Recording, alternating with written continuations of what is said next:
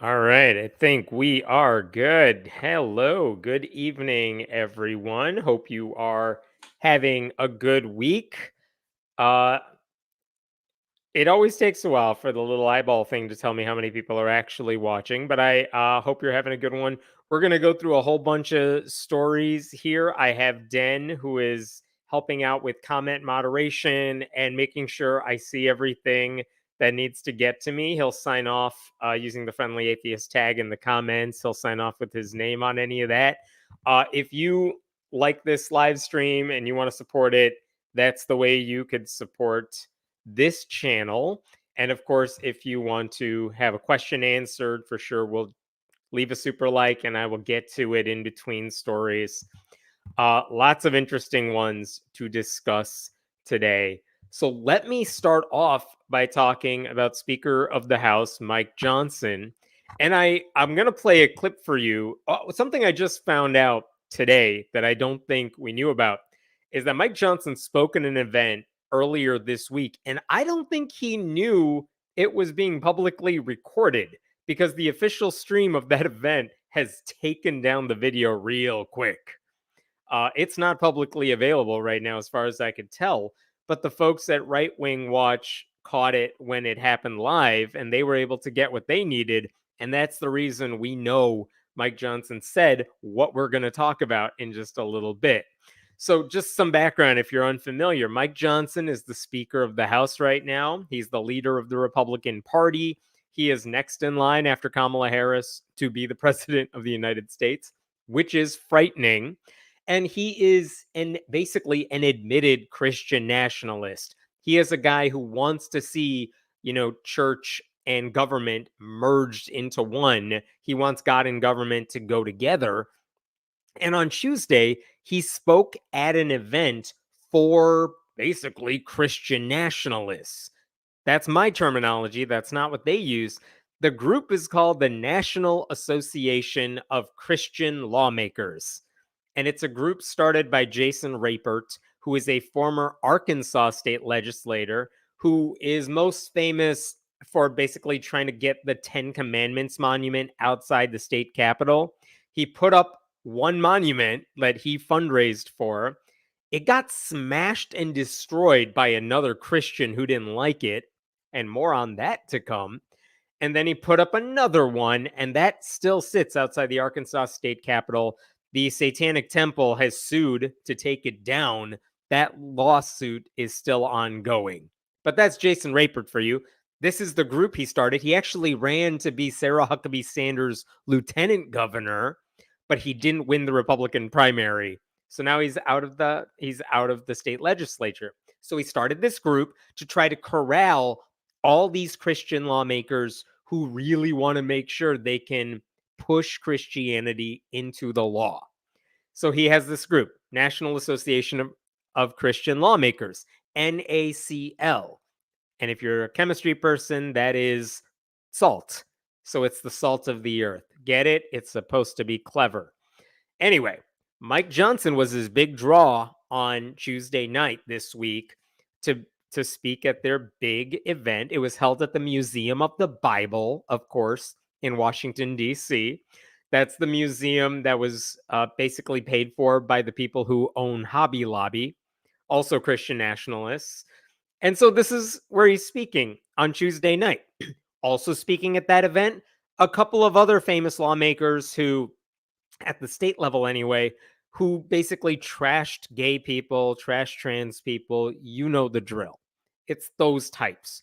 But I'm going to play for you a clip of what Mike Johnson said because it's weird. And I will give you some background so you can make sense of what you're about to see. In the Bible, Aaron is basically the assistant to Moses. He's the guy who's supposed to back Moses up when they're like wandering through the desert and doing all the stuff they do. And so Mike Johnson makes references to both of those guys because he's saying he wanted to be the assistant of sorts to whoever is leading the Republican Party. He was thinking that before he became the speaker. Okay, let me play the clip and then we will talk about it after it's done.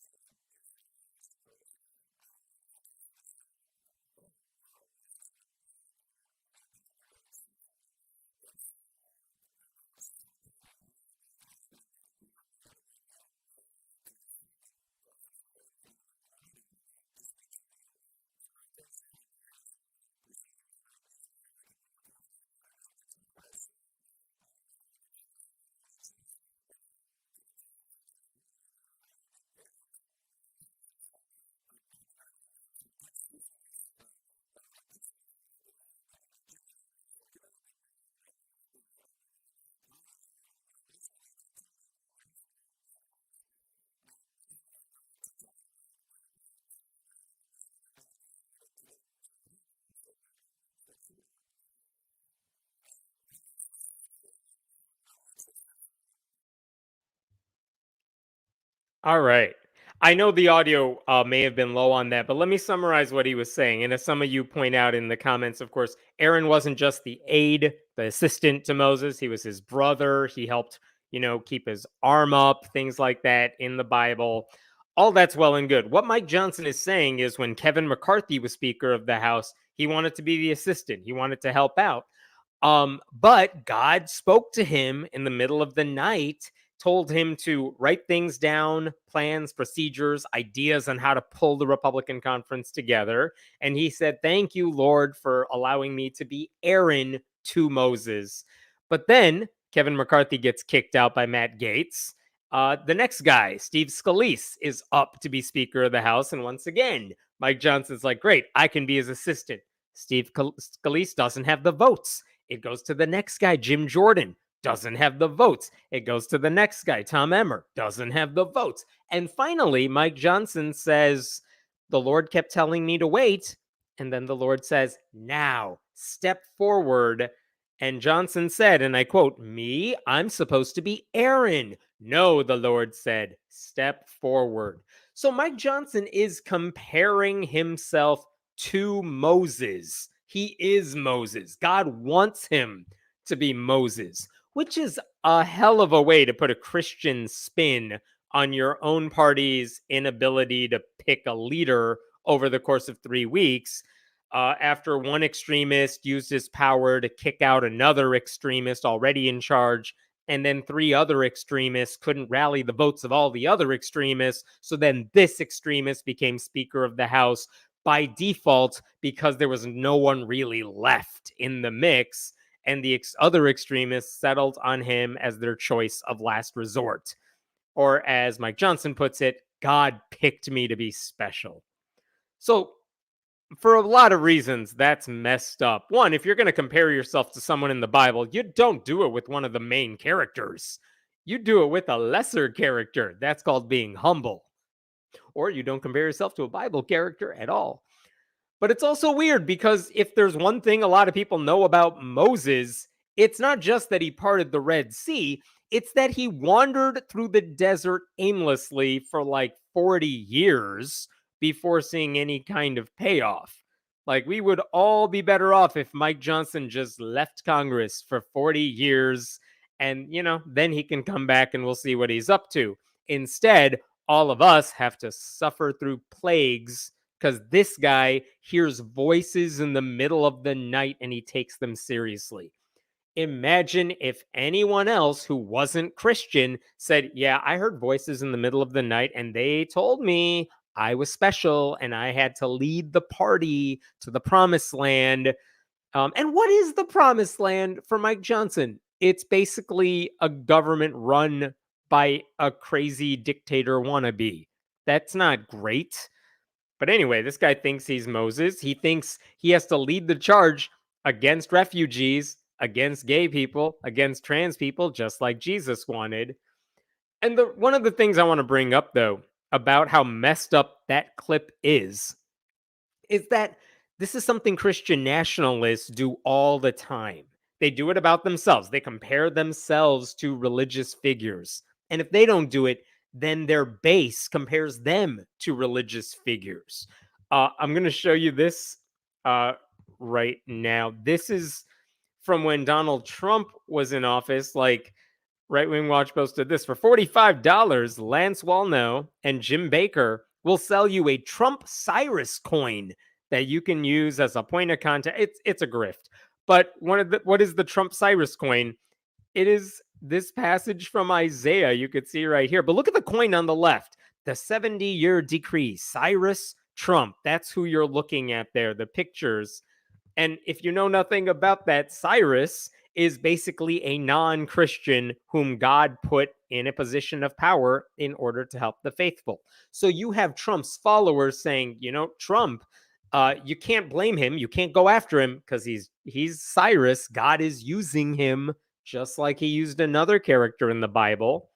And if it wasn't Cyrus, they compared him to like King David. Here's another, this passage from a Vanity Fair article. Many followers deploy a familiar Christian right formula for justifying abuses of power. declaring Trump a modern King David, who was a sinner whom God anointed. And others compare him to Queen Esther, which I'm sure Trump loves, destined to save Israel. And they point out Cyrus later on as well. And the thing is, so these Christian leaders, these Christian nationalists, they love being compared to Bible figures. They love when their base does it. And why is that a big deal? Even now, Vivek Ramaswamy has been seen by some of his followers as another King David.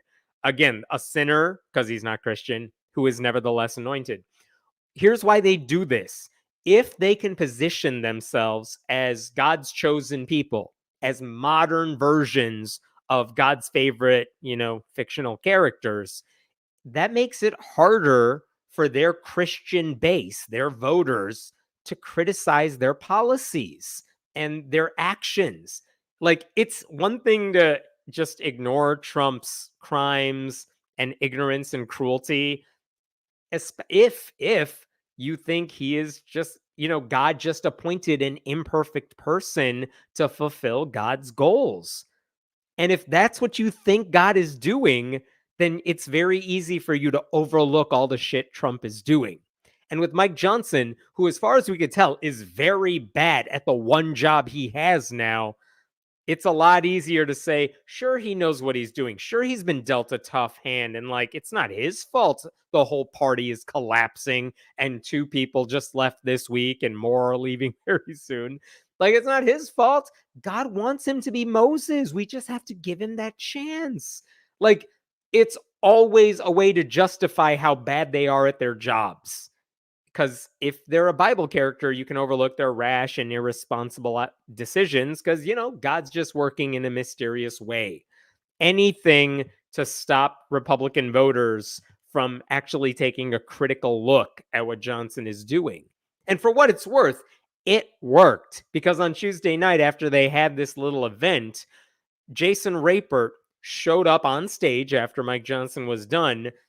He said, "It's very obvious to see you're one of us," which is a scary thing to hear from that guy. And the other thing he did is he gave Mike Johnson a gift. What was the gift? Remember I said that first 10 Commandments monument that Rapert put up outside the Arkansas Capitol was smashed by another Christian who didn't like it? Well, Rapert has pieces of that 10 Commandments monument, and he gave Mike Johnson a piece of that structure, of that broken 10 Commandments pillar, which you could argue is kind of like an idol, and Christians are supposed to be against that sort of thing. But you know what do I know? I'm the heathen here. So that's what Mike Johnson did this week. It should frighten everybody that he's just busy comparing himself to Moses. Apparently, he has nothing else to do, even though the government is shutting down relatively soon, even though he can't keep his caucus together. It's not like any other part of the world needs money or help. But that's what he was doing this week.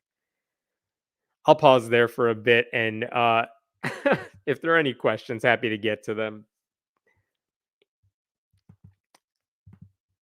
Also, Aaron was Moses' spokesperson because Moses had a speech impediment. That is true. That is something I covered in my YouTube Bible series on Exodus. Yeah, that shows up a lot in there. That's correct. Thanks, Olivia. By this logic, God wanted Pelosi to be speaker too. That, you know what? That comment is always the thing to bring up. Oh, God wanted Mike Johnson to be speaker because he has big plans for him. Oh, does that also apply to Nancy Pelosi when she was speaker? And then they just shut up or walk away. And it's oh, Trump, God wants Donald Trump to be president. That's the way they justified it in 2016. Of course he's imperfect. Yeah, he's not great on paper, but God obviously had a plan. It's interesting. So God has a plan now for Joe Biden. Is that correct? No. Why not? Shut up. Don't ask me a follow-up question. You know how that works? So yeah, it's hypocrisy all the way down. It's never true that God wants the other side to win. That's just an obstacle in the way, you see. It's stupid. Of course it's stupid. And you, whoever, I missed the name, whoever was asking that, yes, turquoise sky. That's right.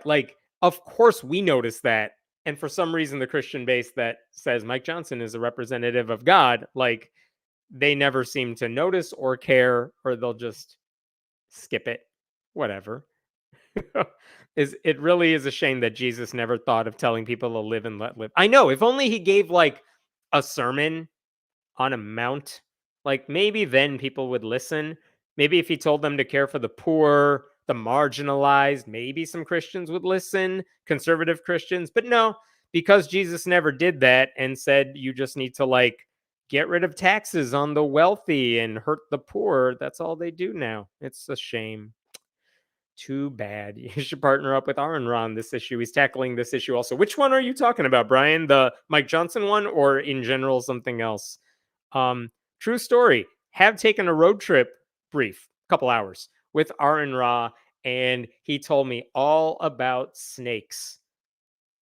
I asked about him because I know he likes them, but also I got a good long lecture on how snakes work, and it frightened the crap out of me because I hate any living creature that's smaller than I am. Very fun though. I like Aaron Ra, so it's all good. Congrats on 100,000 subs. Oh, thank you so much. Yeah, we're at like 103,000. I even got one of those YouTube fun plaques. I wish I could be like Drew McCoy and have a setup right here so you could see it in the back. Imagine that it's here. But that's awesome. So thank you all for watching. In case anyone's curious, I'm doing a whole series on Revelation. Oh, thank you, Den. Yeah, smash like. I'm doing a whole series on Revelation. That'll start hopefully by the end of the month with the first video. And this weekend, if anyone's curious, I just did a one-off video on Proverbs 31, which is the entire chapter in the Bible that a lot of conservative Christian women use to describe what a good Christian woman ought to be like. It's one of the funnest videos I've been able to make in a while. I think you will enjoy it. That will go live, I think, tomorrow night, if anyone's curious. Or you can watch it after, whatever. All right. I am going to move to the next story here. Oh, okay. Very serious story. This one involves the Mormon church, and it is very messed up. Let me give you some backstory here because you have to understand what the story this week is all about. But to make sense of it, you have to understand what happened in 2017. And in 2017, a woman named Chelsea Goodrich, she was 31 at the time. She had come to terms with the fact that when she was a child, her own father sexually abused her. Horrible situation. She had grown up with that. I'm sure she had suppressed it for a while or didn't really understand what was happening. But obviously, as she grew up, as she was in her 20s, she understood the seriousness of what had happened to her. So now she's 31 and she realizes, like, not only that was a problem, but it was a problem because her father, one, he was a Mormon bishop, which is a title that they can bestow upon regular people. You don't have to go to special school for that or anything. So he was a Mormon bishop, and yet he did this horrible thing to her. That's messed up. Here's what's also messed up. She knew that he had confessed what he did to another bishop. And now she wanted to get justice against her father. She wanted to take him to court. She wanted him to go to jail for what he had done. So that meant getting the testimony from the bishop who heard that confession. So she wanted to know, would the Mormon church allow that bishop who heard the confession to testify in court about what her father had told him? Because right there's some proof that he did these things he was being accused of. So it's no longer just a he said, she said story. It's, yeah, she's accusing him of this, but also here's a bishop who heard about it in real time. So Chelsea, when she's 31 in 2017, she through the grapevine, she finds out there's a lawyer for the Mormon church who might be able to help her. His name is Paul Ridding. So she meets with Ridding. She and her mom and a friend of theirs, like just a guy looking out on her behalf, they meet with Paul Ridding, who is a lawyer for the Mormon church, and the bishop who heard the confession. The five of them get together and they talk about what has to happen here. And the thing is, one of the things the lawyer for the Mormon church points out, is that, hey, when you told us your father did this to you, we responded by kicking him out of the Mormon church. He was excommunicated from the Church of Jesus Christ of Latter-day Saints. That is true. They did kick him out. That meant he's no longer a bishop, which is fine. But also, who cares? I don't care if he's not a part of your club. This guy did something heinous. He committed a crime. We want to see him behind bars. And that's when the lawyer for the church said exactly what you think a lawyer for the Mormon church would say. He said, well, if your dad confessed to this crime in a confession booth to this other bishop, then it has to stay a secret. We certainly cannot allow this bishop to testify in court about anything he heard through the act of confession. That's something that's in law. The church is protected by what is known as the clergy penitent privilege. That means basically that confessions get to remain a secret no matter how damning those confessions might be. If you tell a priest at a Catholic church or the Mormon church or whatever, I just killed a man in Reno or something, the Mormon bishop cannot just blab about that to police. He's prohibited from doing it. By law, he doesn't have to do it. And the church reminds all these people, yeah, you have to keep it secret. That's the whole point of confession. One thing I haven't mentioned is that this lawyer for the church, that Chelsea thought this guy was on her side, that he would help her out. Poor gullible soul right here. She didn't realize that this lawyer was actually the head of the Mormon church's risk management division. He didn't just work for the church. He worked for the part of the church whose entire job it is to make sure nothing bad happens to the church. So her mistake was thinking this guy would look out for her safety. That's not his job. His job is to protect the institution. And that probably, the whole fact that the Mormon church has this infrastructure in place to protect the church and not the people in the church, that may be why her dad confessed to this crime to another bishop. Like, as a fellow bishop, he knew as well as anybody that his secret could never be used against him. And by the way, he also blames Satan for his actions, as if that makes everything better.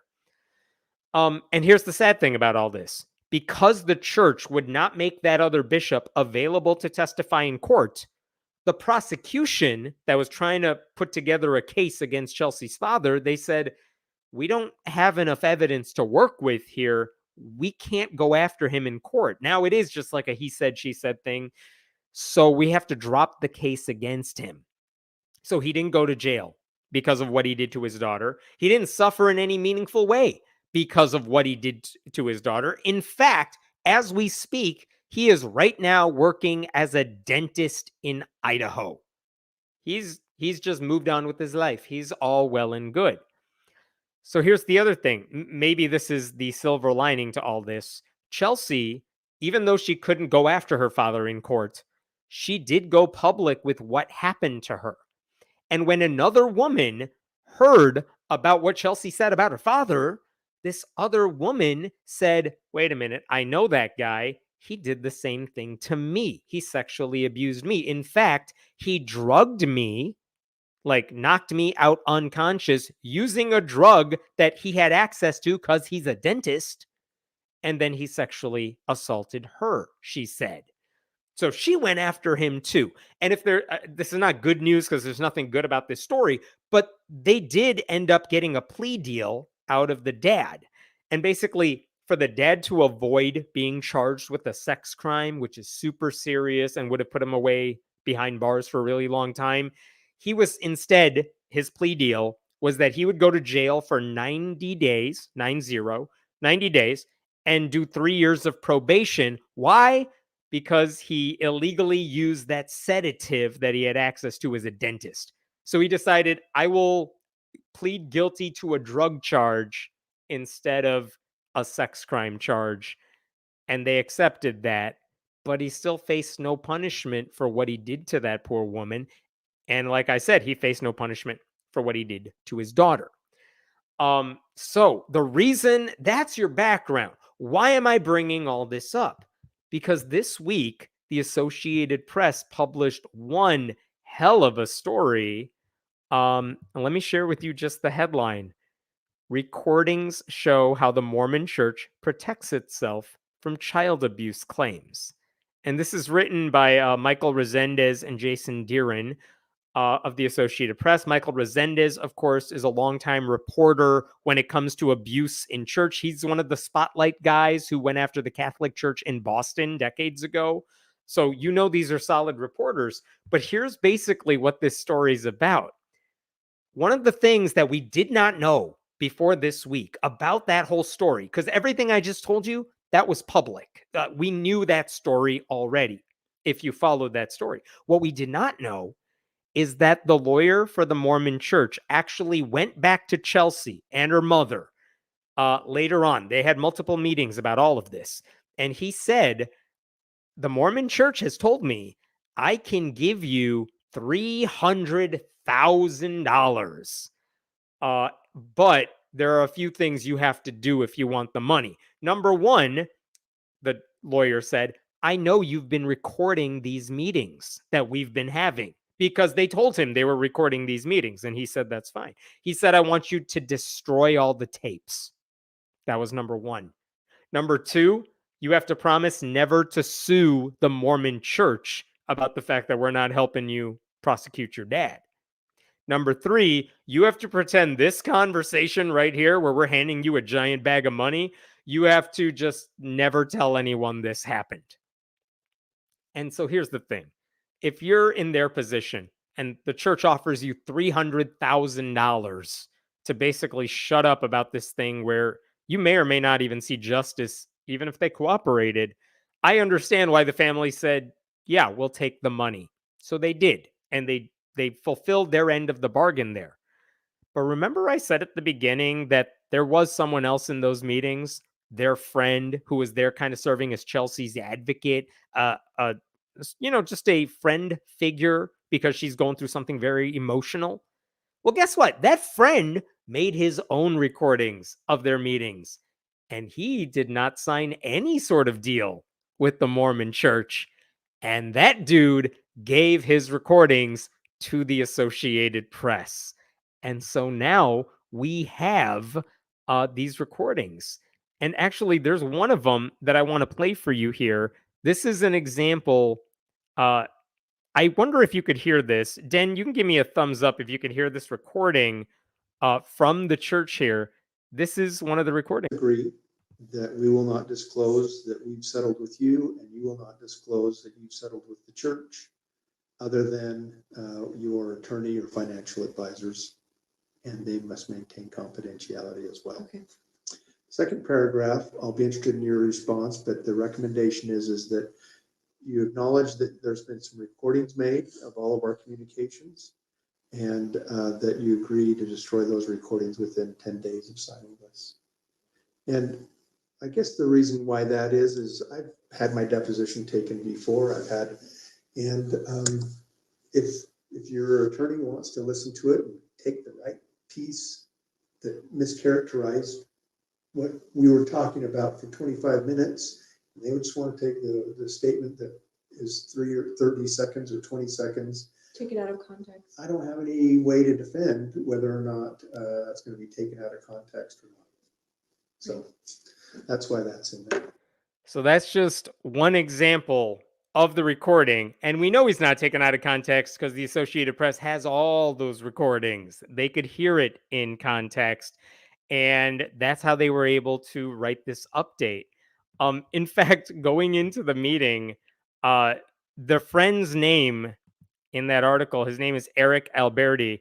And he said to the Associated Press, going into this meeting with Ridding, who's the lawyer for the Mormon Church, I felt like it would be very clear once everything's laid out that, look, this is not something that we want to cover up. This is something that we want to uncover for a number of reasons so that John, the dad, doesn't do this again, so that Chelsea can move forward. But in a statement, and obviously that's not what the church wanted to do. In a statement to the Associated Press, the church said, the abuse of a child or any other individual is inexcusable and that the dad, John, following his excommunication, has not been readmitted to church membership.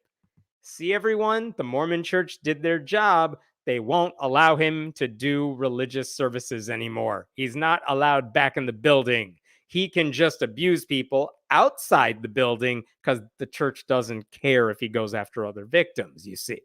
So you could tell why Eric, this buddy of Chelsea's, is like, oh, I have tapes. I've kept the tapes. And then he gives it to the Associated Press reporters. Like, this is the Mormon church for you.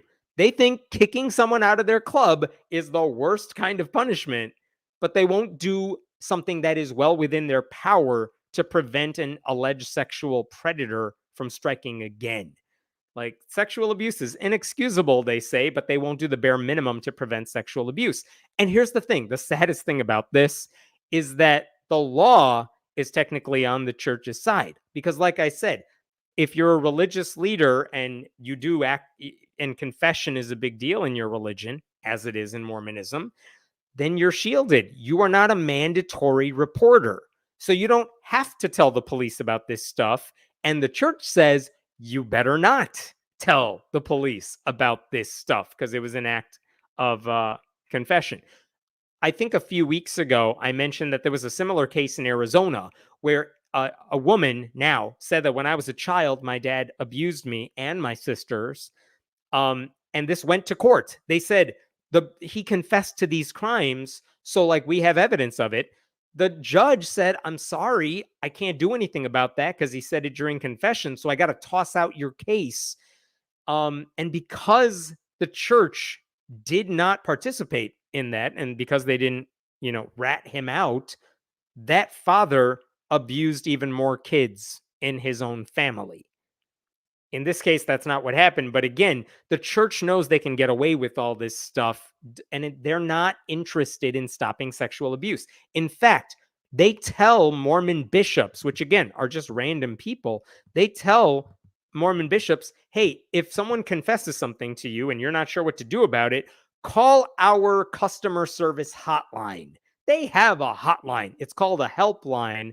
And basically, it gets funneled to the church's lawyers, and they have like a one-page manual, and it says, don't do shit. That's what the manual says. Like, oh, you want help on what to do when the man confesses to murder or abuse? The answer is shut up. Don't bring the church into this. Don't tell the victim anything. Just tell them to talk to us so we can tell them you can't do anything.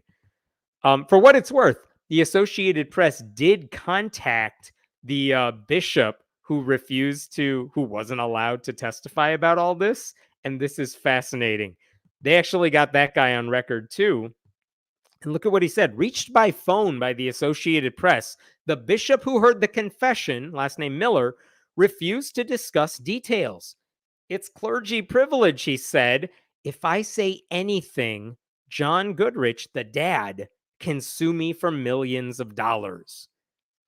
And the sad thing is, he's probably right. If he does go to the police, he could be sued for breaking that act of confession.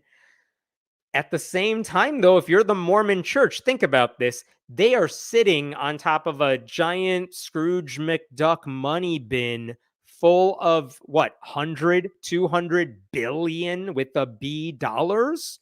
A few $1,000,000 that they could be sued for trying to stop sexual abuse. That is pocket change to them. The Mormon church could have said, you know what? We're going to break the seal of confession to make sure the abuse stops. And if you sue our guy over it and you won millions of dollars from him and we lose the case, we'll pay that because it's worth the cost of protecting our members. But that's not what the Mormon church did. It's definitely not what the Mormon church would do. They love their money more than they love their members. That's the sad thing about all this. They would rather let this woman suffer on her own than do anything to help her out. The Associated Press also mentioned 33 states have exemptions for clergy members to laws that require other professionals like teachers, doctors, therapists. They all have to report allegations of sexual abuse if they know about them. Clergy members are exempt from all that. And the thing is, maybe you say, because I did hear this criticism, Why are you mad at the Mormon church? They were just following the law. They literally could not go to the police or testify about something someone said in confession. And maybe that's true. But why is that law in place? It's because the Catholic Church and the Mormon Church and Jehovah's Witnesses, their people lobby politicians to make sure that law does not change. If all of those groups banded together and said, you know what, this law that protects us, it's not actually protecting our members, so we cannot stand behind it. We want you to change the law and say priests should be mandatory reporters as well if we hear about some crime taking place in an act of confession. If they did it, those laws would change. But they will never do that because they don't care about helping people. Their secrecy matters a lot more. I'll show you one last thing here. The Mormon Church did issue a public statement after this Associated Press article came out, and some of this was quoted in the piece, but this is on Twitter, Church of Jesus Christ of Latter-day Saints. You know, the abuse of a child, anyone else is inexcusable, yada, yada, yada. You know, they don't actually believe this. Our hearts break for the survivor and survivors of abuse. Listen, you guys, we terminated the perpetrator's membership 8 years ago. Come on, we did our job here. He has not been readmitted to church membership ever since. Claims that he confessed to a bishop prior to 2015, which no one is arguing, are false. His communications are protected by the law. Yeah. Only the perpetrator could release the bishop from his obligation under the clergy penitent privilege, and he refused to do so. Let me say that again. Only the sexual abuser, the alleged abuser, the dad, could have said, you know what, I did confess to this crime, bishop, and I confessed it to you, and I'm saying to you, even though I said that in a confession, you are allowed to go public with it to make sure I get punished for that. And the guy who might go to jail because of that, he's like, yeah, no, I'm good. No, you keep that a secret, Mormon Church. And they're acting like, see, if he said we could punish him, we would do it. But he said we can't, so we got to keep it a secret, you guys. Just the dumbest public statement. How does the church have $200 million and they can't figure out how to do public relations at all? Like that glaring loophole that you can confess and we can't tell anyone about it. It is a loophole for abusers everywhere because obviously they don't have to confess to any of this stuff. They're doing it because it makes them feel better. It takes a burden off their own abusive chests. You know what I mean? So they get the benefit of going to confession saying, I did this horrible, horrible thing. It's so horrible. It's criminal. And then the priest or the bishop says, yeah, it's pretty bad. Well, here's the magic words you could say to make it all go away. And guess what? God loves you again. And the alleged abuser is like, thanks, God, for being on my side. Then they leave the confessional booth and find their next victim. The only person who benefits from this are the potential abusers. And the church doesn't want to do what it has the power to do to help the victims. They're not going to argue that the law needs to be changed because that would mean more accountability on their end, and they are not responsible people. All right, I'm done with that story. What else we got here? This is a great argument against the moral and legal exceptions offered to churches. How many stories like this have we seen? There are so many stories that show you their moral depravity, their moral bankruptcy, their legal bankruptcy. It's like, yeah, we should tax the churches. No, churches should not get special privileges. Of course they shouldn't. Or just think of the politicking from the pulpit, where all these churches that are nonprofit organizations, they tell their congregations how to vote. The IRS says you can't do that and be tax exempt, but these churches are like, well, come after us then, and the IRS never does it. We need to, one, follow the laws that are already in place, but two, stop giving these religious institutions more privilege than they deserve because they are not good stewards of that kind of privilege. It's messed up. I think due process is important. You may have just doxed a dentist in Idaho with a doctor. I'll tell you what, I disagree with that. That name is public. That name is public. It has been public. the Associated Press article reported on that, so I'm going to skip that because he is accused by his daughter of it, and the Associated Press has named him. So I'm not doing anything that wasn't already public. Next one. Writing rules that protect you from culpability of crimes is what religion does to hide the crimes. No kidding. I mean, it goes back to accountability. One of the problems we saw is that who uncovered all of the abuse going on in Jehovah's Witness temples, or in Kingdom halls, or in Catholic churches? It's very rarely the priests themselves or the people in charge. It's like investigative journalists or courageous survivors who speak up on the record about it, or now like attorneys general or grand juries who are filing reports about this stuff. Like, accountability for the church always seems to come from outside, potentially secular sources. Like, inside those buildings, they're like, you can't look outside. Those people are immoral, amoral. You can't count on them to do anything. And yet, when it comes to accountability within those buildings, that accountability comes because there's pressure from the, evil secular side that pushes them to do the right thing. They wouldn't do it on their own. It's everyone else making them do that stuff. Any other questions there? And they often ask how we can be moral without God. Yeah, how can you be good without God? Well, we see what good looks like for you when you have God in your life. So you know what? I'll take this side of the fence any day. All right. Anything else there? All right, I'm gonna move on to the next story. I don't know how many of you were in marching band when you were younger. Like, I was in marching band, and I will tell you this: I was part of two separate high school marching bands. One is I went to high school in one place for 4 years, and I was part of that marching band freshman year. It was really nice. Loved the people, had a great time. I quit after freshman year because I had other priorities at that point in my life. But I'll tell you this: in 8th grade, the summer before I entered high school, I was living in another state. I was living I wasn't sure if we were moving or not.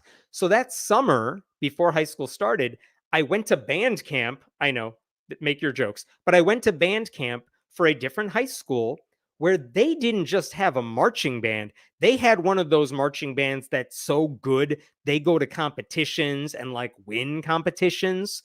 So that summer after 8th grade, like, not only did I learn how to do marching band stuff, like, I'm looking at schematics of like where I'm supposed to stand to make all the neat formations on the field, learning how to play my instrument better, of course, yay trumpet. But also learning, oh, this is what it's like to be part of a real marching band. It was really cool. Had I stayed in that school, I totally would have been obsessed with that because it's such a neat thing when you're part of a group that does that well. And if you're not part of that culture or you haven't seen it before, like, go right now, go to YouTube, search like marching band competition, and watch some of these performances, like the halftime shows of big college games, because those bands are friggin' incredible. It's not like everyone is in sync, everyone is creating these amazing routines. You have so many different moving pieces that come together to do all this stuff. It's really neat. And so when they're good, they can be really incredible. So I recently saw a video where they were talking about a marching band. I'm going to come back to that in a second. I'll come back to that. But I want to show you this video because it was pretty fascinating what they did. I'm going to move myself out of the way here. Let me stop sharing this, and I'm going to play this. I saw this on TikTok. This is a guy who said, I saw this band and it seems to be kind of religious. What is up with that? And the one thing I should tell you about this TikTok video is that he is referring to something called the Bands of America Grand National Championships in Indianapolis. And that's kind of like the Super Bowl for marching bands. So he was watching the like championship match, and like the greatest bands in the country are there performing their routines, and one of them is going to be champion. I'm not sure the details of how all that works, But he saw one band on the live stream or whatever, and he's like, wait a minute, why is this happening? Let me play this TikTok. I'm going to make myself small here. You ever get to that point where you think that you've just about seen it all, and then you come across something that just makes you go, what the fuck is going on? Yeah, I found one of those. And it has to do with a marching band.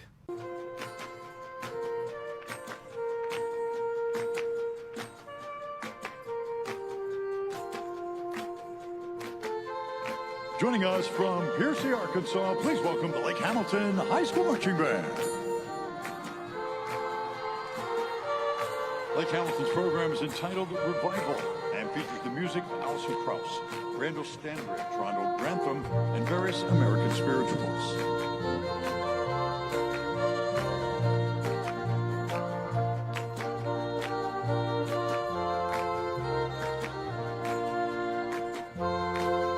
Bands of America is proud to present in grand and national preliminary performance, drum majors Chloe Hayes, Serenity McNeely, and Ethan Williams, and the Lake Hamilton Power Band of Arkansas. I am going to stop it there. And the reason is the music kind of takes over and it's kind of hard to see everything on that field. But I will show you bigger versions of what they're doing. But he was right. That was the Lake Hamilton Marching Band. And this is the picture that you may have seen right there. Sinners beware. Repent now. The path to righteousness. They also, on the field, they had little benches for different performers to play on. And you could see at one point they brought all those benches together to make a giant Christian cross right above me right there. And the name of this program was titled Revival because they did an entire marching band theme on Christian tent revivals, like a fundamentalist Christian tent revival. Just wild. So this is Lake Hamilton High School. It's in Piercy, Arkansas. It's a really good band. I'm not saying that in any like sarcastic way. You could see it from their performance. They knew what they were doing.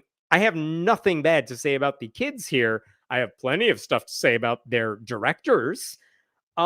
But this is the show they performed during halftime of all the football games, and then they competed at this big event at the end of the season. But here's the thing. Typically, some of these marching bands, they might have themes that are like Marvel movies, Star Wars, Disney, whatever it is. It's not weird to have a theme. It is very weird to have a theme that basically pushes fundamentalist Christianity as if that's a fun, exciting theme. And even if you have like some popular music, they mentioned like Alison Krauss, who's a popular musician, but also it's a lot of spirituals, which again, in context, that's one thing. When that's the only thing on the menu, though, it's weird. In addition to those banners, they all dressed up like stereotypical fundamentalists. The girls all had skirts going down to their ankles. The boys all wore suits and vests. Even the color guard, flipping all the flags and everything, their flags were like red, yellow, and orange, the color of fire, because can't have brimstone without the fire. And by the way, can you imagine if you're not a cisgendered kid in that band? And band draws a lot of, LGBTQ students. If you don't want to dress like whatever gender you're assigned at birth, that could pose a problem. I know that's a side point, but like just saying, that's weird. So now, after all that, the Freedom from Religion Foundation is getting involved. I showed you this earlier. They're urging that school district to end its revival-like halftime shows. They actually sent a letter to the school district, and I'm going to share with you just one piece of that letter right here, because I like the way this is phrased. Religion is a divisive force in public schools. Choosing a religious theme and props for marching band performances alienates those non-Christian students, teachers, and members of the public whose religious beliefs are inconsistent with the message being promoted by the school, including the nearly 1 in 3 Americans who now identify as religiously unaffiliated. These students certainly should be commended for their hard work that led them to the semifinals of Bands of America Grand Nationals. But there are plenty of appropriate secular alternatives that the band director could select that would utilize their clear work ethic and talent more appropriately, which, yeah, that's absolutely true. Why the hell did the directors choose this as opposed to anything else? And just to be clear, there is a place for religious music to be incorporated into any public school music program. But that is a far cry from choosing an explicitly Christian theme for anything, much less a high school marching band's halftime show, which means they spent months working on this one show. So that's messed up. And by the way, we sometimes talk about how if a football coach wants to lead prayer, or there's, Joe Kennedy from Washington State, how he wanted to pray at midfield and the kids would surround him. One of the things we talk about is the coercion that goes on when that happens. Because if you want to stay on the coach's good side because you look up to the coach or because you might want a recommendation, scholarship, you want them to put in a good word for you down the road, you don't want to rock the boat. You don't want to say no. And the same thing is true in a marching band where the kids spend even more time together in close proximity and they're close to the directors and all that. That makes it even harder to say to the director who chose the whole show and choreographed it, like, I don't think this is right. That burden should not be on the students. It's up to the adults in the room to say, this is inappropriate. We can't put our kids through this. The person who works for FFRF who wrote that letter told me the kids shouldn't have to do any of this. The adults in charge should know better and do better. And one last thing I will show you. Bands of America, if you go to the website for that competition, this is what you'll see. Bands of America is a program of a larger nonprofit called Music for All.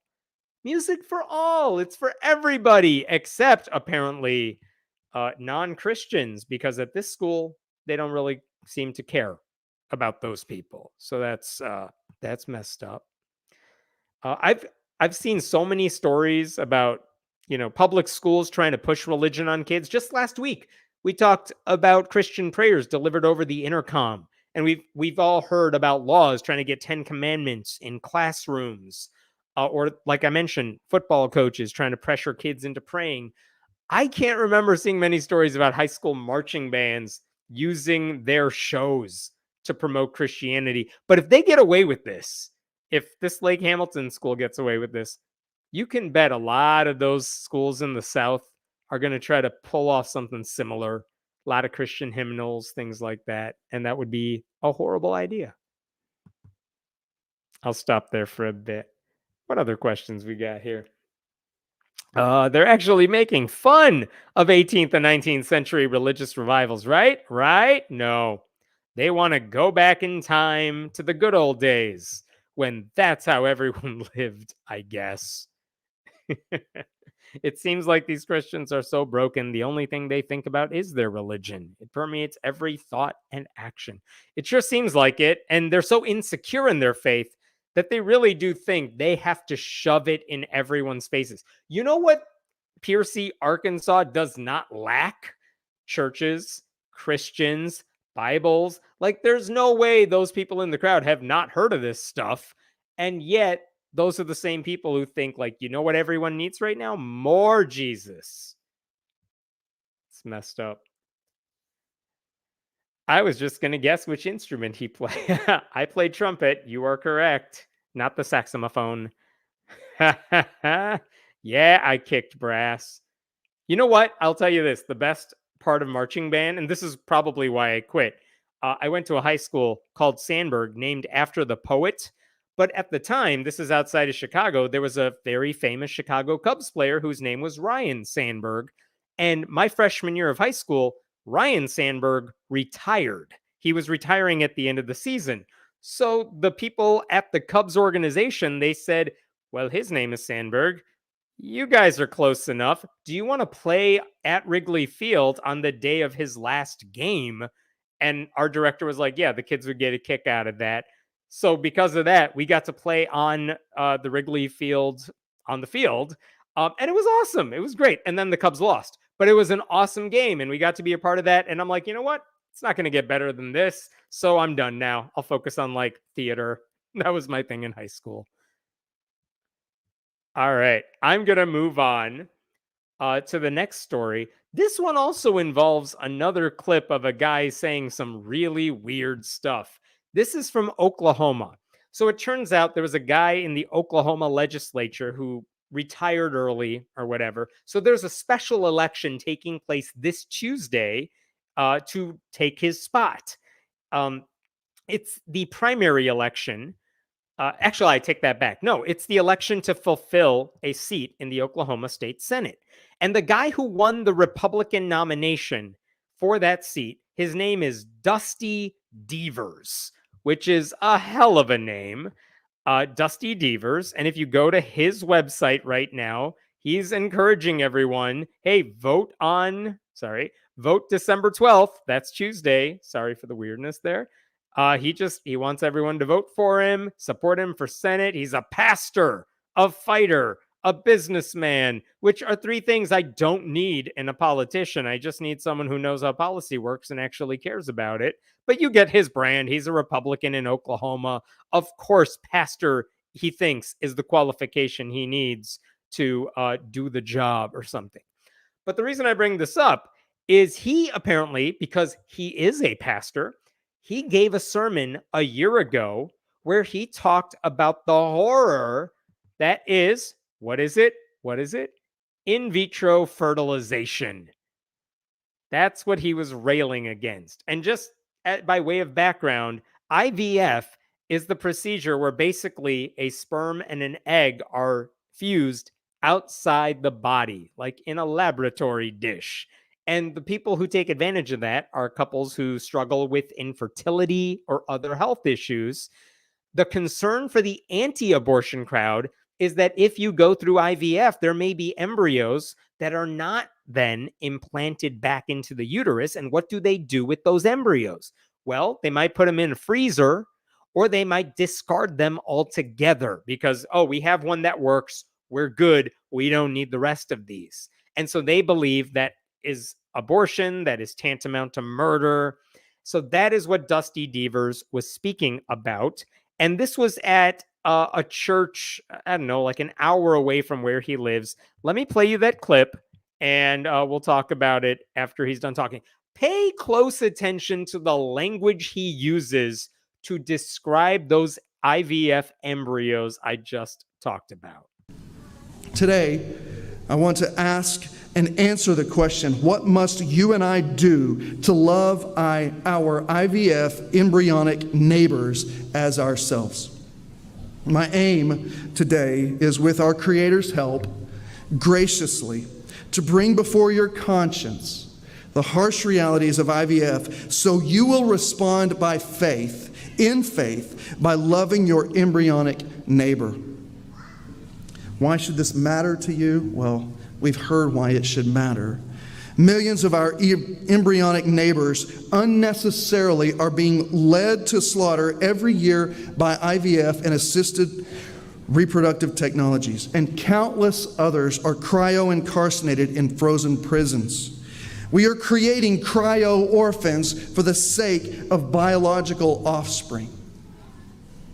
Saints, our longing to bear children with our own DNA must not lead us to treat our embryos in a way that God forbids.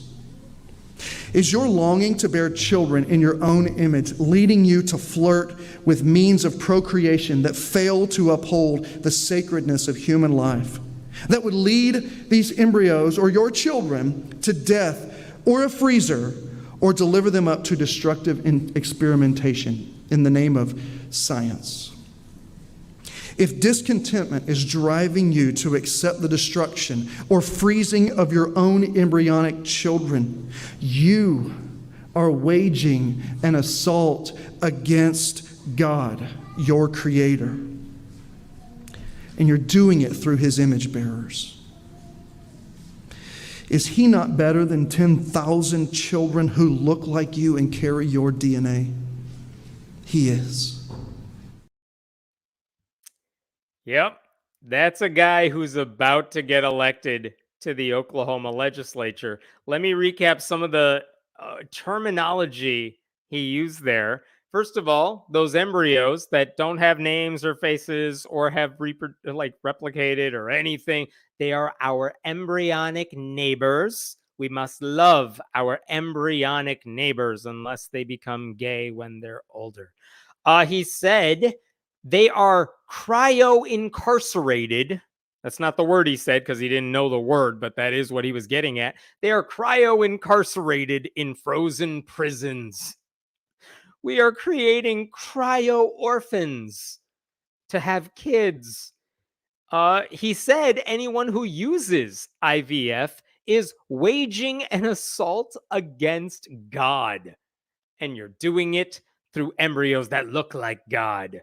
And then he says, isn't God better than 10,000 children who look like you and carry your DNA? Which, by the way, how many kids does he think IVF parents are having here? 10,000 is quite the number. Just to be clear, there are plenty of Christians who will tell you they have benefited from science and IVF, and they are blessed and they have children because of that technology and what they're able to do with it. They don't see themselves as fighting against God or waging an assault on God. That's weird. Like the thing, all of these people who are anti-abortion and they're like, the fetus matters before it's even viable, and like the egg matters or whatever, every sperm is sacred, as Monty Python put it. Like, they always care about fetuses and embryos. Why? Because they don't need anything. They don't need you. They're not challenging you. They're not like older people who might have an opinion or take a position you don't like. You don't have to feed them. You don't have to worry about them. They don't exist. So it's easy to say you're on their side. Notice how Dusty Devers here acts when it comes to anyone. I mean, you know what conservative Christians are like. What happens when those people grow up and they are progressive or they are gay or trans? Like, does he give a shit about them? Of course he doesn't. This is a guy who's, I'll show you this in a second, his entire, look at his website here. He is all about, this is his issues page. What is he like here? Second Amendment. He loves guns because if those embryos grow up to be humans and someone shoots them, he's on the side of guns. Veterans, military, that's fine. Parents' rights. Because if your parent wants to oppress you in any way. He doesn't like COVID-19 mandates because if you die, he would rather you die and suffer from a disease than have to get vaccinated. Of course, he loves oil and gas. He doesn't care about the environment. He wants to abolish porn, as if that's the biggest crisis facing America. Like, this guy doesn't care about actual living humans, but he wants you to believe he is only in this for life. He cares about life, unless it's IVF, in which case you're evil. By the way, it might help to know that in Oklahoma right now, after the fall of Roe v. Wade, in Oklahoma, all abortions are banned from the moment of fertilization, before people even know they are pregnant, with one exception, when the mother's life is in danger.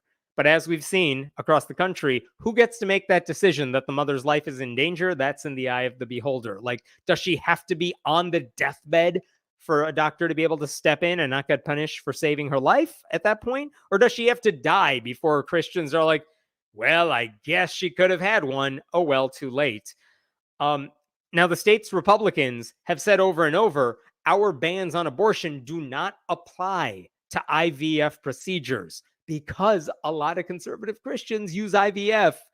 But Dusty Devers over here wants you to know that when he is in the legislature, he is absolutely going to push to remove that exception. He wants to make sure IVF is punished just like all other pregnancies can be punished. These people only think there's one right way to have a baby, and it's between a man and a woman who are legally married. And I don't know what the legal age is in Oklahoma, but I'm pretty sure it's younger than 18. And they probably can't be related at least too closely. And they can only conceive in the missionary position, I assume. It is so telling that he's all about the health and safety of embryos, but he doesn't care about all the other ways actual humans are hurt, which is so many different ways. Like, he cares more about forced birth than actual life. And here's a perfect example of science finding a way to help families have more kids, which is a thing you would think conservative Christians love, but unless it's done in a way that comports with his interpretation of whatever the Bible says, he is against it. This is a guy who, like I said, he is a pastor. He said he found himself getting more political during the pandemic. Why? Because he was whining about face masks. He was claiming that the government was being tyrannical. Even his whole campaign page, if you go to it, it's all about his faith, not about what he would do for you as his constituents. It's all about how good of a Christian he is. And of course, he said, when the district seat was vacated, it was clear to me that God had been preparing me for this race. Which I'm sure that's what every Christian says about themselves, right? By the way, this guy also said in another appearance recently on his campaign, he wants to see pornography abolished. He wants to see no-fault divorce abolished in favor of someone has to be at fault, meaning he wants to make it harder for people to get divorced. And then he said he also wants public shaming for those who are at fault in a divorce, which is wild because, as any married couple who has gotten divorced knows, clearly it's only ever one person's fault and everyone agrees on who that person is. Like, this guy is insane. And he will be elected on Tuesday to the Oklahoma legislature because Christians elect dudes like this instead of regular people who actually have good ideas. That's Tuesday. If you live in Oklahoma and you're not one of these deranged people who votes for Republicans, like, register to vote. What are you doing? Don't stay home. Vote for whoever the hell the other candidate is. What is wrong with you if you live in this district and are not voting? Because, oh my God, this is a disaster. The last guy, by the way, the guy who vacated his seat, he won the last race with 67% of the vote. So this is a red district. It's Deaver's race to lose. He won't lose it. I mean, he's going to get it. And it's not like Oklahoma could get worse. They're as bad as it gets. But also when the argument that this guy is making is that Oklahoma isn't radical enough, like, things are going to get bad. I'll stop there with that story. What other questions we got here? That sounds almost like a parody of pro-life. I wish it was. Like, it is. It is almost comical until you realize how serious these deranged people are. It's scary. Every time a woman has her period, she's wasting her egg and murdering it. I mean, yeah, every guy masturbating is a serial killer. Every woman who has her period is a serial killer. Like, yeah, that's their logic. Everything. They don't understand biology, so they make things up, and then they just accuse the other side of the worst possible take. That's why they call this stuff genocide. That's why they compare it to the Holocaust, because they have no ability to think about this stuff in a sane, normal way. It is crazy. What else we got? All right. I figured, let me leave you, well, not leave you, but I want to get to a kind of surprisingly good story for once. I don't have many of these, so let's cherish this when it does happen, right? There is a all-women's Catholic school in Indiana. It's called St. Mary's College. And over the summer, they did something rather surprising that I'm going to show you here. They changed their non-discrimination policy. So this is St. Mary's website. And look at these two parts about the non-discrimination policy that I want to highlight for you. This is what they changed it to. I'm not going to read the whole thing, but basically they're saying St. Mary's does not discriminate in admission, and that includes discrimination on the basis of gender, gender expression, and gender identity. And the short way of interpreting that right here is St. Mary's, a Catholic school, says they are going to accept trans women.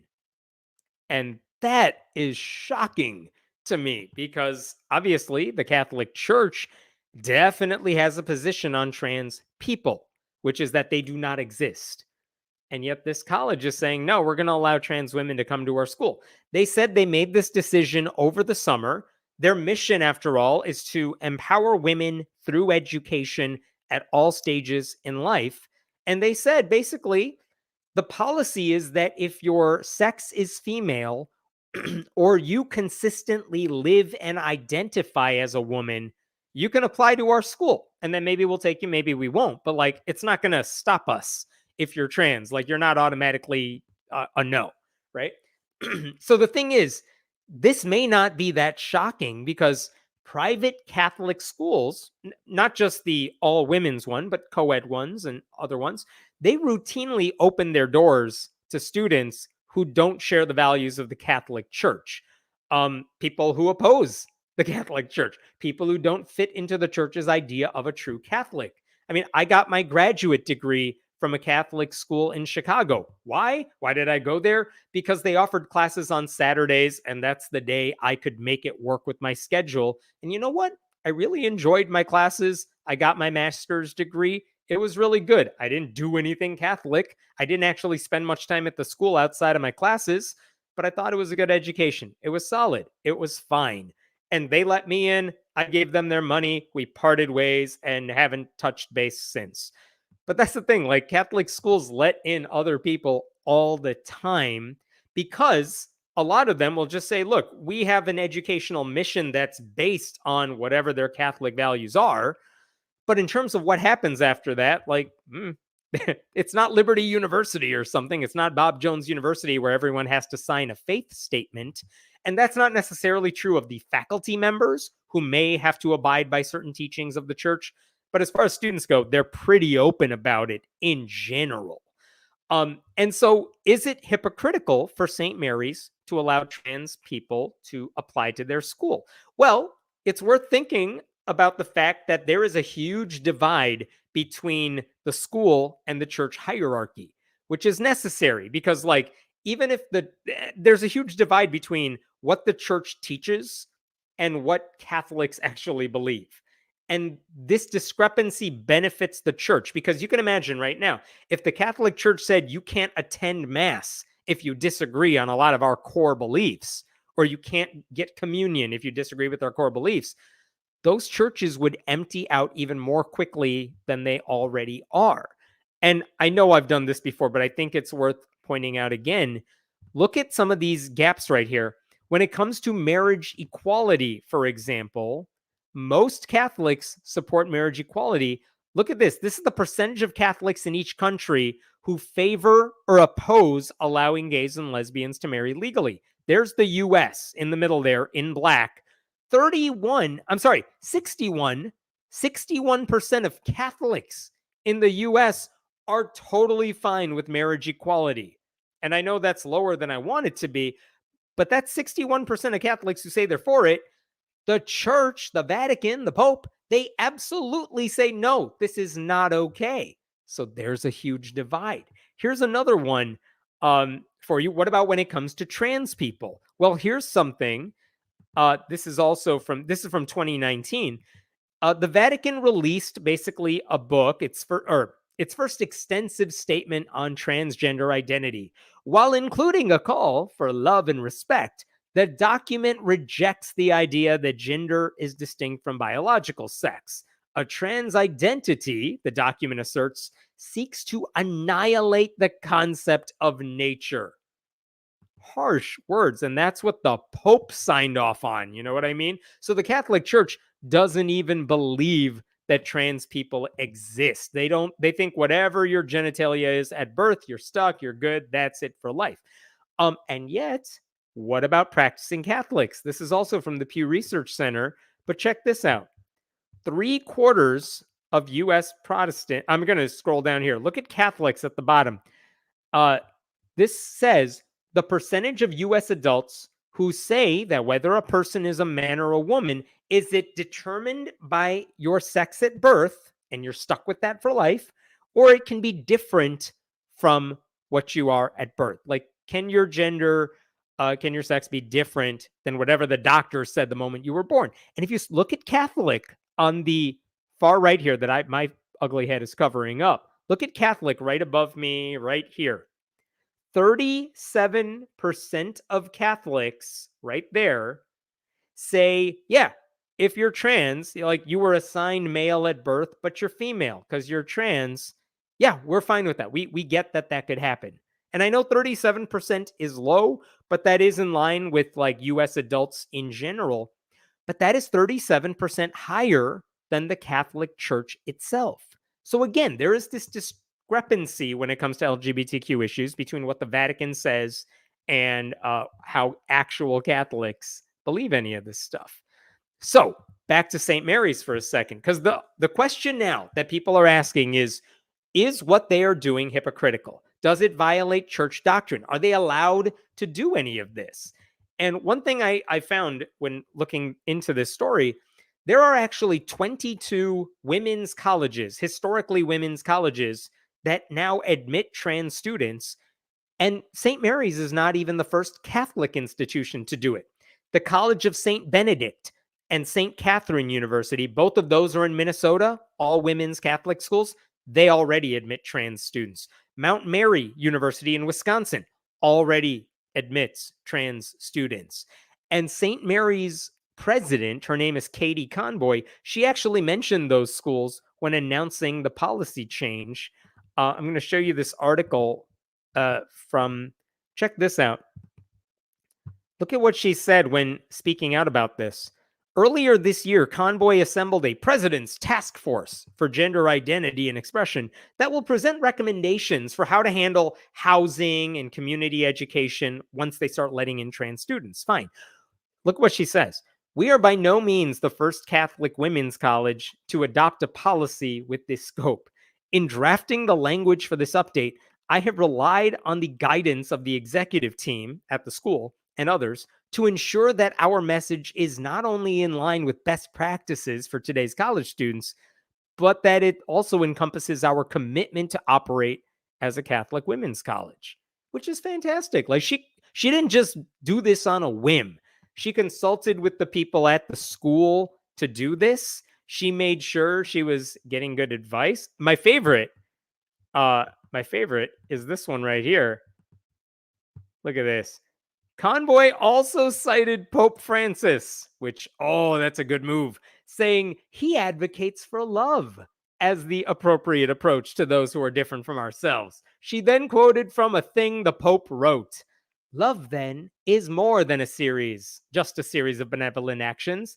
These actions have their source in a union increasingly directed towards others, considering them of value, worthy, pleasing, and beautiful, apart from their physical or moral appearances. Our love for others, for who they are, moves us to seek the best for their lives, which is great. I mean, she's basically saying, I know what the Pope said about trans people, that they don't exist. But you know what else the Pope said? We should love other people. And so now if you go against her, you're kind of saying, like, if you're saying you can't allow trans students into St. Mary's because that goes against the Catholic Church, what do you think the Catholic Church stands for? Is it the bigotry or is it the love? And that's what she wants people to be thinking about, which is fantastic. She also said the school's 33-member board of trustees fully supports this change. They're the ones who voted to approve the amended non-discrimination policy, which I like. And the school, this is the bottom line to answer the questions. Is this hypocrisy? The school says no for a bunch of reasons. One, the Pope has repeatedly differentiated between caring for and showing love to people who are LGBTQ. Remember when he was first elected Pope, he said, "Who am I to judge?" That was in response to someone saying, what do you think about like gay people? It's like, I know the church judges, but he's saying like, yeah, we have our rules, but whatever. Who am I to judge how they are? If you want to give them the benefit of the doubt, that was a nice thing to say. Also, there's a difference between caring for people who are LGBTQ and affirming their identity or sexual orientation. And letting trans kids into your school does not mean you are necessarily affirming who they are. Because notice what that non-discrimination policy said. It said we're not going to discriminate against you if you have a female gender identity, if you identify as a woman. We're not saying we agree with that. We're just saying if you identify as a woman, our doors may be open to you. Fill out the application and let us decide, which is different from affirming. So they're not even violating church policy there. Now, some people may wonder, Why would a trans person want to go to a Catholic school? Which is a good question and a separate discussion. But like I said earlier, I went to a Catholic school for grad school. Why? Because the scheduling is the only place where it worked for me to get a grad school degree. In other situations, maybe your parents are only willing to pay for college if you go to a Catholic institution. Not every student has the choice of where to go. So, like, again, I don't begrudge students who go to a religious school for whatever reason they go there. Everyone has their reasons for it. And maybe it's a preference in this case. You want to be around other women. Maybe you like the professors there. Maybe you like the programs. Maybe they're giving you a scholarship, like whatever it is. Now, who is angry about this? Well, you could take a wild guess who is not happy with any of this. It's the bishop who runs the whole area that this college is based in. Let me show you what that bishop wrote. Let me see if I could pull this up. Here we go. This is from Bishop Kevin C. Rhodes. He wrote a very, I'll scroll up here. He wrote a very angry letter. St. Mary's is compromising its identity as a Catholic women's college. It's compromising its identity. Look at what he wrote here. It is disappointing that I, as bishop of the diocese in which St. Mary's College is located, was not included or consulted on a matter of important Catholic teaching. Yeah, women at St. Mary's, why didn't you talk to a man about all this? Why didn't you talk to the man in charge? He has many opinions he wants to share with you. By the way, he doesn't have oversight necessarily into how the college operates, so they didn't need to consult him on this. This is the end of his letter here. The desire of St. Mary's College to show hospitality to people who identify as transgender is not the problem. The problem is a Catholic woman's college embracing a definition of woman that is not Catholic. I urge the Board of Trustees of St. Mary's College to correct its admissions policy and fidelity to the Catholic identity and mission it is charged to protect, and to reject ideologies of gender that contradict the authoritative teachings of the Catholic Church regarding the human person's sex and gender. And that seems copied right out of like some Ben Shapiro podcast somewhere. Again, the question goes back to, what did the college do that violates Catholic doctrine? Because they're technically not violating it. They're not saying we even support trans people. They're not doing anything for trans people. They're not saying we affirm and want, hormone surgeries for people who want them. Like, they're not doing anything like that. They're just saying, if you are trans, you can apply and we'll take your money. It's really not that big of a deal, but this guy's still mad about it. So this attempt, I don't get this attempt by the bishop to like purify the school by purging people who don't follow certain Catholic teachings. Like, of all the ways the Catholic Church can bring new people into the larger Catholic family, you would think offering a first-class education is a pretty solid way to do it. The looser you make your faith-based policies, the more welcoming and useful the school becomes. And if young people want a connection to the Catholic Church, I would bet good money that they are going to be more drawn to the type of Catholicism preached at this university, at this college, than they are the type of Catholicism preached by this Bishop Rhodes, which is exclusive and bigoted and centered around the rules and not centered around love and inclusion. But one thing that a Catholic publication pointed out is that the bishop does have a little bit of power here. They said if he wants, after a formal warning, the bishop could prohibit the university from identifying itself as Catholic, or he could prohibit the reservation of the Blessed Sacrament in some campus chapels, or public celebration of the Mass at the university. In other words, he could make you stop calling yourself Catholic, and then he could make sure the students who show up to church services can't get communion on campus, and you can't hold religious services on campus. And I'm kind of wondering, who are these college students who attend St. Mary's who are going to be like, what? No Mass on campus? Oh no, I'm going to have to drop out or transfer. Like, pretty sure a lot of them won't give a shit. I mean, if it's still called St. Mary's College, but it has no formal connection to the Catholic Church, I don't think a lot of those students will care. I don't think a lot of them are going because they're just deep down wanting a Catholic education.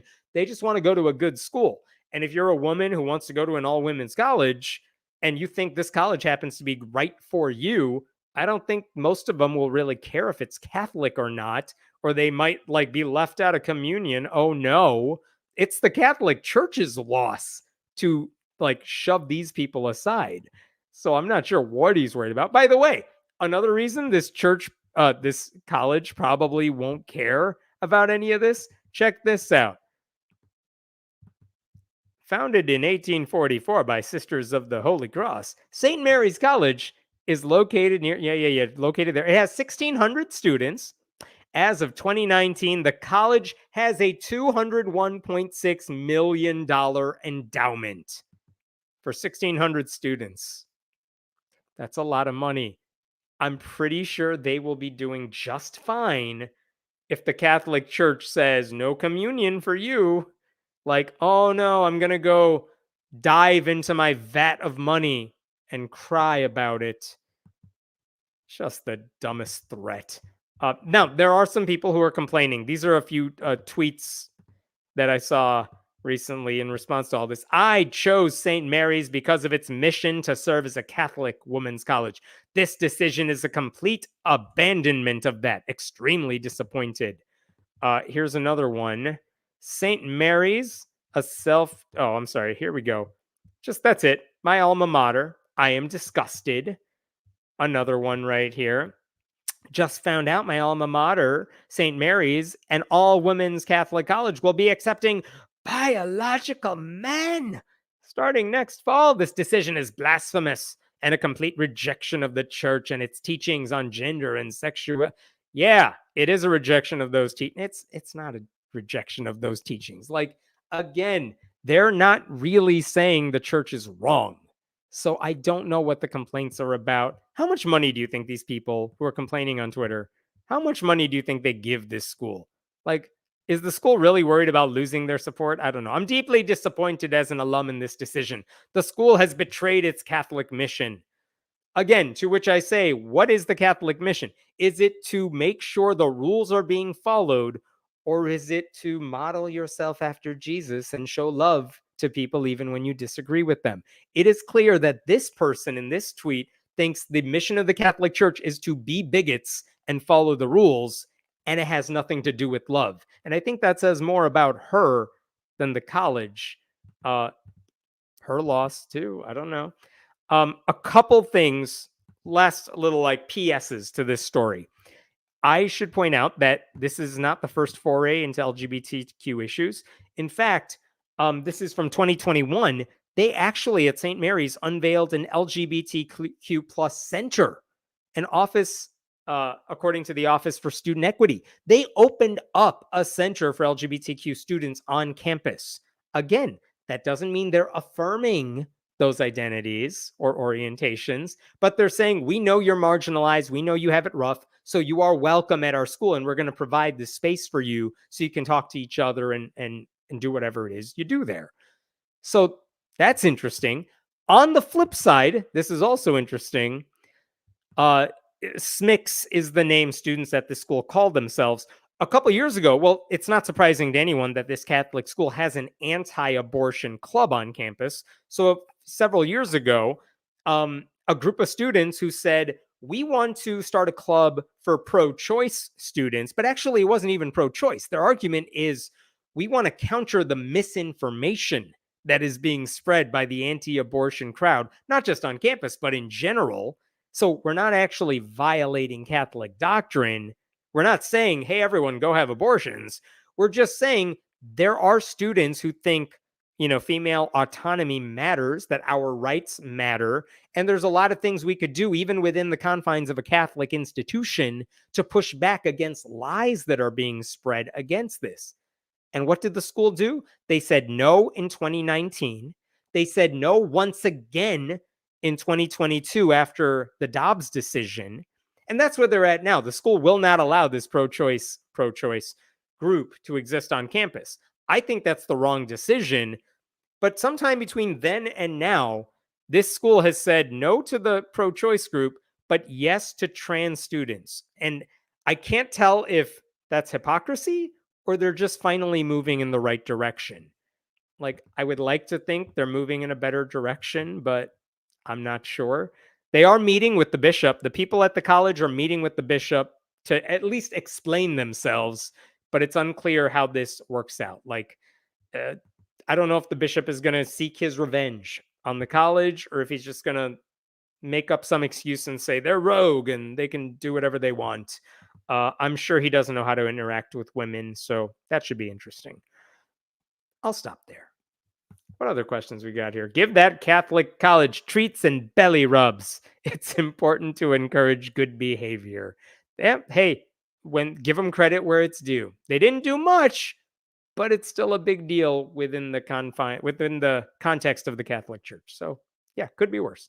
But once they're accepted, then what? Well, then you get to the problem of, well, what is your life actually like when you're an openly trans woman at an all-women's college? And I don't know the answer to that. I don't know from experience, but again, I have to think if you're a trans person who goes to a school like this, you kind of have an idea of what it's going to be like because you've probably been dealing with this for a while. You know how tough it can be. But also, at an all-women's college, I would like to think overall the student body's a little more tolerant of that sort of thing. So I don't know. But that is a separate story. It starts with saying trans women are allowed at our school and we're opening the door to them. And then campus culture. I mean, listen, there are plenty of public institutions that obviously accept trans students where I'm sure trans students could tell you it's not great on campus. So that seems like a universal thing. So what happens on this campus, I don't know, but we'll figure that out. And they will have to figure that out too. And I mean, they even mentioned we still have to figure out how to deal with dorm situation. Like, where are students going to live? Can we put a trans woman with, another woman on campus, or is that going to create problems? They got to figure that out. That's on them. We'll see what happens. Good point. Dwindling attendance numbers might be necessitating a more open door policy. Yeah, maybe that's true. I don't know if how much their attendance is dwindling, but yeah, I mean, the worst thing you could do is close off your college campus to potential students / clients / the people who pay the bills. I can't imagine they're going to get this like surge of attendance by saying, hey, trans students who want to come to our Catholic school, the door's open to you. Like, I'm sure this is a news story for like 3 people. But still, yeah, the point is, if you want to make your college more welcoming to everybody, well, then make it more. I mean, this policy change could actually make it more likely that cis women want to come to their school because it's a school that prides itself on being welcoming and inclusive. So, yeah, it's a win-win all around. Private schools that rely on fees will always follow the money. It was once only males, and some over others. Money opened the door to let others in. I don't doubt that. I'm sure there's a business aspect to this. I have to think they've already weighed out what's the worst that could happen. A bunch of donors refuse to give us money. The Catholic Church doesn't support us. But here are the benefits to doing this. I'm sure they weighed that out and said the benefits are worth doing this because, of course, they talked about that. They have to talk about that. So, you know what? If that's the reason that they're doing the right thing, I mean, fine, I guess. I wish they would do the right thing for the right reasons. But if they're doing the right thing for the wrong reasons, hey, Catholic Church does a lot of horrible things for the wrong reasons. So whatever. Are you going to cover the Greg Locke debate? As I mentioned, you know what? I can talk about this right now because there wasn't much. I watched, was it Sunday? Sometime last week, Greg Locke had a debate with another dude who is a flat earther. They had a flat earth debate. And I would have thought both men are on the side of the flat earth. To my surprise, Greg Locke was on the side of science. I would love to cover it, but one, they didn't really say anything that interesting. And at the end of the debate, the only interesting thing was that Greg Locke kicked the other dude out of his church for not being biblical. It wasn't actually an interesting debate. It wasn't an interesting conversation. None of them said anything interesting. They did name check me once, which was fun. If you go on YouTube and look up Telltale Atheist, Owen, he has a wonderful like hour-long recap of that. Den, maybe you could find the link and put it in the comments for Telltale. But he did a really nice job dissecting all the important things that happened during the debate. I watched his video and I thought, yep, I'm not going to be able to do anything more than that. That was solid. So if you want to just see the summary instead of the full thing, go watch Owen's video and Telltale Atheist. It's really good. And I got one last story after this. Any other questions here? Yeah, and the other dude threw his microphone at Greg Locke, and then Greg Locke's like, get out of my church. Christian on Christian fighting. Glorious.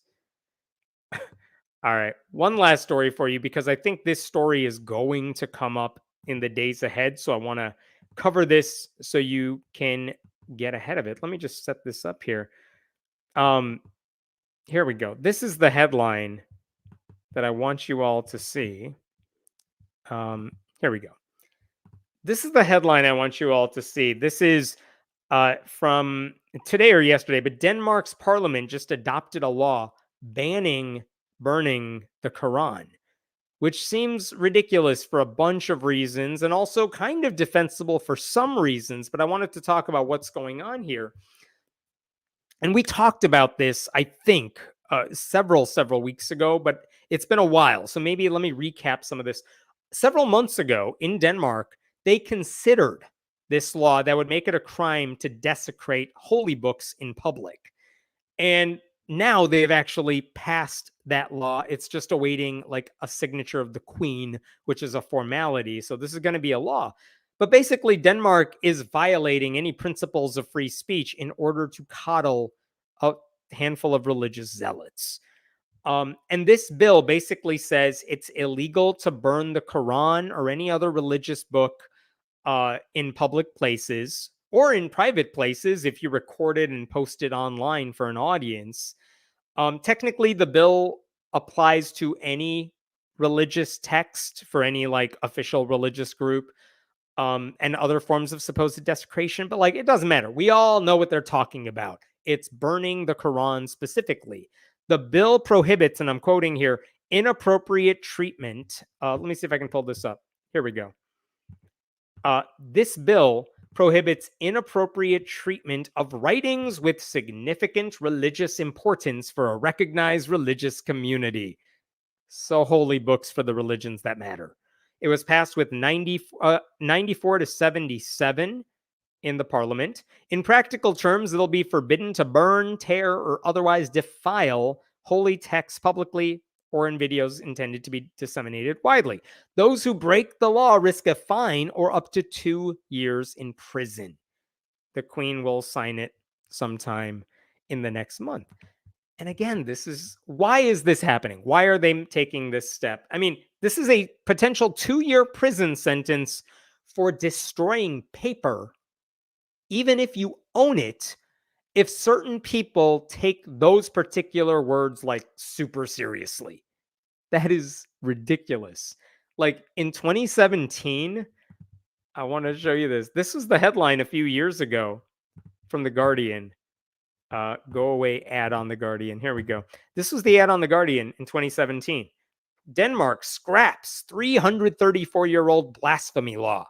That was great news. They had a blasphemy law in place. It was technically illegal to blaspheme, and they got rid of that finally in 2017. And now in 2023, they've decided to bring back blasphemy for some reason. And here's kind of what's going on here. The ban did not come out of nowhere.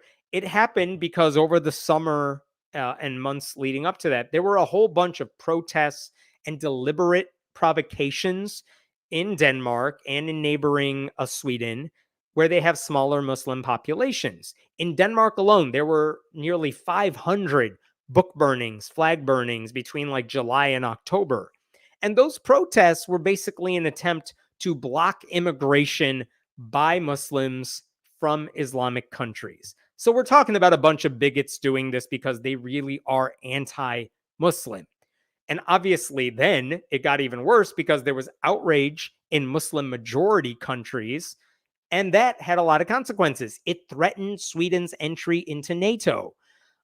So the parliament in Denmark is like, oh no, what do we do? One, we want to get into NATO, but two, we also have economic ties to a lot of these these Muslim countries. We don't want to ruin that. So there's a capitalistic motive to all this. So this isn't really about free speech or appeasing other forces, as it is like they want to prevent diplomatic fallout. But the end result is that an action that doesn't actually hurt anybody is now going to be considered a crime, which means those bigots who are burning a Quran just to make Muslims angry and to drive them to do something over the top and potentially criminal, which is awful, obviously. But those people are now lumped in with the same like free speech activists who believe we have the right to burn books, so we should be allowed to burn books. They're all in the same category. And obviously, burning a book, no matter your intent, is not in the same ballpark of product. It's not in the same criminal ballpark as those who commit violence in response. I'm not trying to equate any of that. So when this bill was first proposed, one of the things that someone said, let me show you this. This is the deputy prime minister here. Look at this quotation right here. It is the cornerstone of our democracy that you have the right to express yourself, said Deputy Prime Minister. You also have to behave properly. It's like, nope, it's not free speech if you do it in a way I like. That's not how it works. Behavior is in the eye of the beholder, right? Free expression doesn't mean anything if certain forms of free expression that are nonviolent and symbolic and don't actually hurt anybody are forbidden. And also, this new bill now, this raises so many questions. Think about this. What if someone burned a blank book with no writing inside, but said it was the Quran or the Bible? Like, does that count? Are you desecrating a holy book? I don't know. What if you're burning a Quran during a YouTube live stream, but no one watches your live stream? Does that mean it was meant for public dissemination? Like if a tree falls in the woods, whatever. What if you did it in private, like you burned a Quran in your own house, no one was supposed to see it, but someone else records you and then spreads that? Who gets in trouble then? You for burning the book that no one was supposed to see, or the person who secretly, covertly videotaped you? I don't know. The Denmark, you might remember like decade or so ago, there was a Denmark-based publication, Jyllands Posten, that famously printed satirical, arguably offensive cartoons of Muhammad. And they said that the draft law at the time, like anyone who videotapes this, when you say we're only going to punish people who do this for public dissemination, it's like anyone can have a lot of followers or anyone's video can be seen by a lot of people. So this is a messed up law. And in response to all this, people have said, politicians have tried to say we're not stifling free expression. It's not that extreme. They say it doesn't apply. You're allowed to criticize faith. You're allowed to write criticisms to faith. You can even publish those Muhammad cartoons again. They're just trying to ban these book burnings and not all the other ways you might be blasphemous or anything. But even so, now by passing this law, they are giving privileged status, special status to holy books, and those books do not deserve that. Like if the law carves out this special exemption for certain religions, where does it stop? Why not go after deliberately provocative cartoons if you're going to go after books? And why don't the rules, you can't desecrate something that means a lot to people? Well, guess what? There are books that I take seriously, that I revere, if not worship. I would not like someone to burn, let's say, On the Origin of Species or whatever book I'm reading right now. I wouldn't want them to do it. It would hurt my feelings if they did it. But also, how come if it's a holy book, it's protected, but if it's a book secular people like, it's not protected? Like that's why this is all a bad idea. For what it's worth, as far as I can tell, this law was passed. Yeah, it was passed by a majority in the parliament, but that was a lot of the centrist politicians doing it. People on the left opposed the law for free speech principles. The people on the right didn't like it for different reasons, because they think we should be able to burn books and anger Muslims. And those centrists, like I said, they may have been more concerned with economic interests not so much, we just want to protect the feelings of Muslims or anything like that. I should say in Sweden, by the way, they haven't gone this far. They're at least considering, because they don't want to see the book burnings either, but they're saying we might want to consider if it's a national risk. Is this a security risk? Then we may want to take a step to prevent it. But if it's not a security risk, then whatever, we're going to let it slide. But I think the danger in passing this bill is Denmark is now sending the message that certain religious texts are above the law. And that's a problem. Like, it would be far more powerful for Denmark to say religious books cannot and should not receive special treatment, but also making an appeal to everybody to just consider the impact that burning these books may have on peaceful believers and try to speak to our better angels. Like, come on, don't make Muslims upset. Why are you doing that? Please don't. But also, it's legal if you do, even if we don't like it. As hard as that is to say, I think that's the right way to go about it. I should point out one other thing here. Humanists UK, which is a fairly active group, they have put out a statement, dismay, as Denmark reintroduces blasphemy law. They pointed out in their statement, this new law is a considerable backward step for Denmark in fulfilling its obligation to promote and protect the universal human rights of freedom of religion or belief and freedom of expression. These rights are mutually reinforcing as they allow for the free exchange of ideas, which is necessary for a tolerant society to flourish because it allows for hatred on the basis of religion or belief to be challenged. So I happen to agree with that. This is their director of public affairs. We would never advocate for desecration of books, venerated objects, and symbols, but to suggest that that in and of itself impacts a person's right to freedom of thought, conscience, and religion is unacceptable unless constituted as part of a wider hate crime. They're taking the Swedish approach here. If it's a hate crime, if you're doing it and it's a security risk, okay, let's talk about that. But to just say, hey, you can't do it, that is a step too far. Human rights law applies to people, books, venerated, human rights law applies to people. Books, venerated objects, and symbols, just like flags, are not protected by the right to freedom of religion or belief. There is no basis to protect venerated objects under international law. So right on. I mean, they have the right idea here. Doesn't mean anything's going to change because this will become a law. But I have to wonder, what's Denmark going to do after this law passes? What if a bunch of free speech activists decide en masse to burn Qurans in an act of protest against the law, having nothing to do with Muslim people, just saying, all right, we're all burning this. What are they going to do? Are they going to arrest everybody? Are they going to put everybody in jail? There are no victims to that. Like, if the country is worried about its reputation, where some bigots are trying to anger Muslims, there is a very real risk that Denmark becomes known as a place where free expression is punishable depending on who gets offended. That's a horrible precedent. The only people who deserve to be punished over a book burning, regardless of a book, are the people who commit crimes in retaliation, not the people who decide they want to burn the book for whatever their reason is. And I will stop there for now. Any other questions here?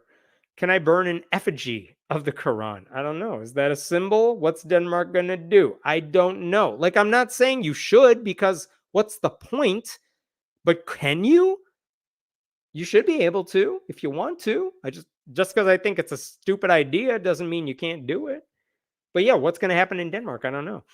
Plus, the proper way to dispose of an old Quran was to burn it. I mean, sure, like, but you know as well as I do why the bigots are doing it. They're doing it to inflame tensions.